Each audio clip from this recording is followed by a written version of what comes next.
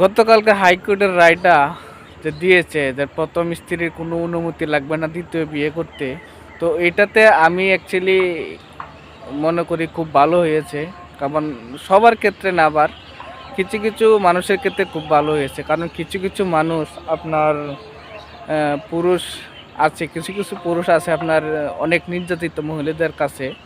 হ্যাঁ, যেরকম মহিলাও আছে এরকম পুরুষও কিন্তু আছে। তো সেই সব পুরুষদের ক্ষেত্রে খুব ভালো হয়েছে, কিন্তু এটা সবার ক্ষেত্রে না। কারণ দ্বিতীয় বিয়ে করা মানে একটা সংসারে ঝামেলার সৃষ্টি হওয়া বা ভেদাভেদ সৃষ্টি হওয়া বা সন্তানের দিক থেকে অন্য বিয়ে করা।